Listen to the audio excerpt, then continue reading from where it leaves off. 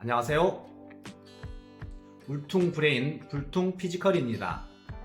이 영상은 저의 운동하는 모습과 예전에 아주 감명 깊게 읽은 강용수 저자님의 이 마흔에 읽는 쇼펜하우의 내용을 부분 요약해서 나레이션하는 방식으로 제작하였습니다.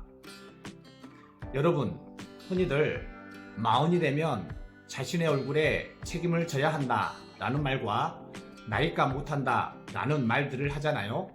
그런데 어떻게 하는 것이 자신의 얼굴에 책임을 지는 것인지, 또 나이값은 어떻게 하는 것인지 자세히 설명하기 좀 난해하잖아요. 그런데 제 생각에는 이 책에 그 해답이 있는 것 같습니다.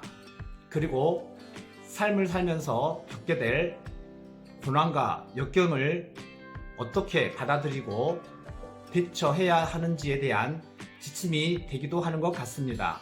그래서 제 개인적인 생각에는 마흔이 넘은 중년들이라면 꼭 읽어야 할 이 책, 저의 운동하는 모습과 함께 감상해 보시기 바랍니다. 그럼 시작하겠습니다. 왜 쇼펜하우어 철학이 필요한가? 고통은 두 가지 종류가 있다. 하나는 가짜 행복을 쫓는 고통이다. 이런 행복은 무게 중심이 자기 안이 아니라 자기 밖에 있다.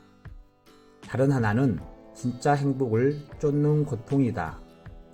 무게 중심을 자기 밖에서 자기 안으로 옮겨야 하며 자신이 무너지고 깨지고 부서지기 때문에 괴로운 것이다. 진짜 행복을 쫓으면 우리는 새로운 것을 발견할 수 있다. 바로 자기 자신을 긍정하는 마음, 타인에게 비굴하지 않고 기죽지 않는 당당함, 스스로의 힘으로 살 수 있는 품격이다. 누구나 어느 정도의 걱정과 고통과 고난이 필요하다. 살고자 하는 의지는 인간의 본능이다. 삶에는 동전의 양면처럼 긍정적인 면과 부정적인 면이 동시에 있다. 잘 살고자 하는 욕구가 타성과 관성이라는 점에서 불행의 원인이 되지만 삶의 원동력이라는 점에서 행복의 조건이기도 하다. 우리가 살아가는 모습은 마치 인생이라는 기차가 기관사 없이 삶에 대한 욕망에 이끌려 달려가고 있는 것과 같기 때문이다. 우리의 삶은 정신이 이끄는 것이 아니라 충동에 떠밀려 간다. 한번 움직이기 시작하면 계속 운동하려는 작용의 힘처럼 인간은 태어난 이상 이 세상에서 끝까지 남기를 바란다. 영원히 살고 싶은 인간의 마음은 죽음에 의해 좌절된다. 그래서 자신의 유전자를 보존하려고 사랑하고 결혼하여 아이를 얻지만 그 결과는 완벽한 행복이 아니라 새로운 고통의 시작이다. 이 질풍노도의 시기에 인생의 쓴맛을 겪고 나면 시선이 넓어지고 깊어진다. 마음부터 쾌락의 양을 늘려 나가기보다는 고통을 줄여 나가는 방법이 더 현명해 보인다. 마흔의 쇼펜하우어가 앞으로 누릴 행복을 전혀 예감하지 못했듯이 우리도 미래를 속단해서는 안 된다. 인간은 무수한 욕망 덩어리다. 눈은 보려고 하고, 귀는 들으려고 하고, 입은 먹으려고 한다. 이렇듯 신체는 인간의 욕망에 대응한다. 아리스토텔레스가 소화기관이 먹기 위한 목적을 위해 존재한다고 봤다면 쇼펜하우어는 먹으려는 의지가 소화기관을 만들었다고 봤다. 우리가 배고픔을 느끼는 이유는 맛있는 음식을 봤기 때문이 아니다. 먼저 배고픔을 느끼고 그 상태와 느낌을 충족할 대상을 찾는 것이다. 이렇듯 욕망은 외부 대상에 의해 결정되는 것이 아니다. 욕망에는 선악이 없다. 진화론에 따르면 인간의 욕망은 환경에 따라 바뀌었다. 동시에 인간은 구석기 시대부터 살아남기 위한 정보를 몸에 남겨두었다.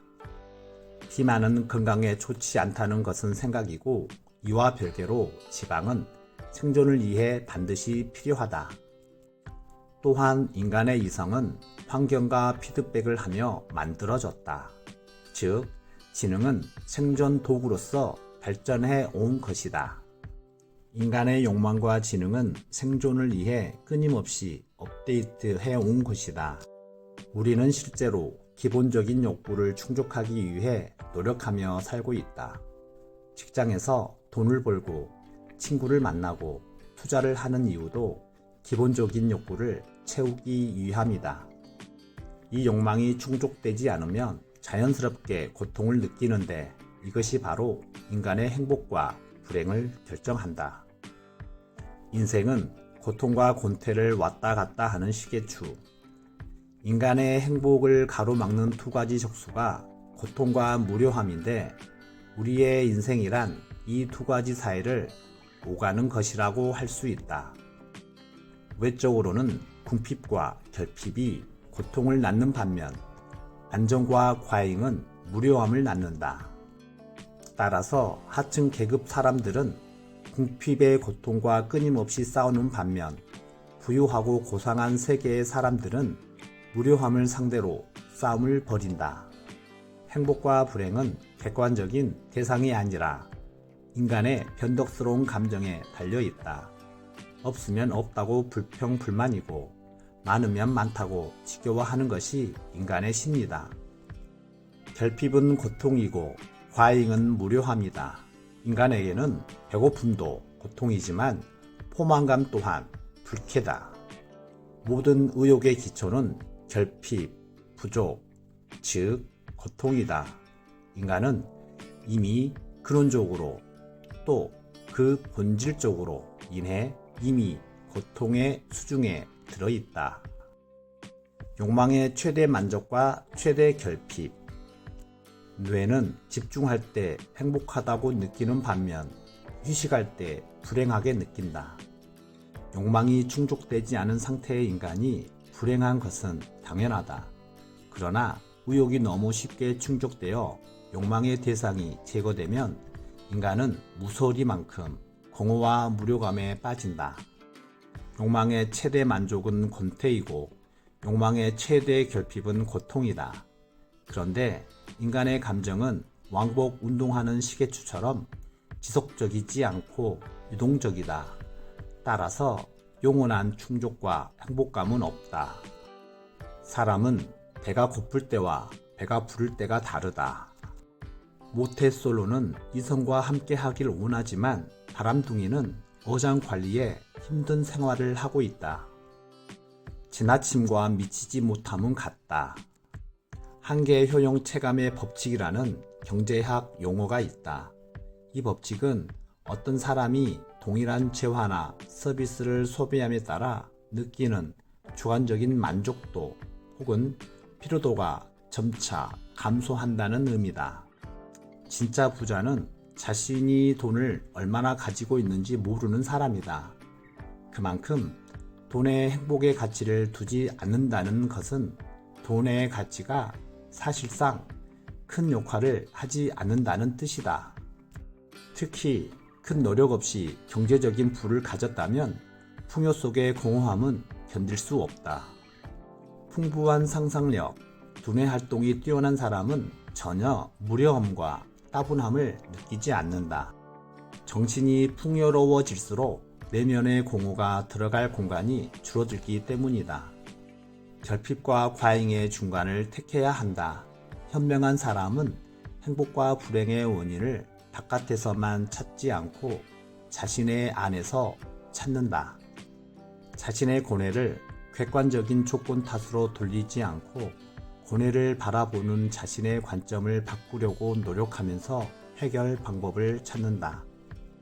그리고 무료함의 근원인 내면의 공허를 극복하기 위해 외적인 자극 대신 내적인 풍부함을 추구한다. 쇼펜하우어가 말하는 행복한 사람이란 다른 사람에게 손 벌리지 않을 정도의 재산이 있고 여가 시간을 누릴 수 있는 뛰어난 정신력을 지닌 자다. 우리도 행복을 위해서는 물질적인 결핍이 없어야 할 뿐만 아니라 곤태, 따분함, 지루함을 충분히 견딜 수 있는 지혜가 필요하다. 의도적인 배척도 필요하다. 휴대폰이나 자전거 또는 차량을 바꾸고 싶은 마음은 오래 사용한 제품에 대한 실증일 수도 있지만 알지 못하는 미지의 것에 대한 욕망일 수도 있다는 뜻이다. 프로테우스가 자신의 모습을 자유롭게 바꾸는 것처럼 인간의 욕망도 늘 새로운 것을 찾아 거듭 변신한다. 변화하는 조건에 의지하는 행복은 오래 가지 않는다. 결핍에 따른 고통 때문에 욕망의 충족을 추구하지만 막상 채워지면 당연하게 여기고 다른 새로운 것에 결핍을 느낀다. 이것은 부자나 빈자나 성공한 사람이나 실패한 사람이나 똑같이 나타난다. 자신이 갖고 있는 가치를 망각하는 것이다. 새로운 것에 대한 호기심은 외적인 것에 행복의 가치를 두기 때문에 일어난다. 끊임없이 새로운 사건, 새로운 물건, 새로운 사람 등의 흥미를 느끼는 것은 자신의 내적인 행복감이 부족하다는 뜻이 된다. 변화하는 대상에서 찾는 행복이란 오래 가지 않는다. 그럼에도 인간의 욕망은 늘 새로운 것을 향해 있다. 행복의 가치를 외부에 두고 외적인 자극을 추구하면 결코 내적인 부족함을 채울 수 없다. 이번 영상은 여기까지 하고 다음 영상에서 계속 마흔에 읽는 쇼펜하우어를 소개하는 시간을 갖도록 하겠습니다. 여러분, 독서를 통해 뇌에 자극을 주고 운동을 통해 신체를 자극시켜 뇌도 신체도 최상의 컨디션으로 하루하루 즐겁게 활기찬 생활이 되기를 바랍니다. 영상 끝까지 시청해 주셔서 감사합니다. 구독과 좋아요 부탁드립니다.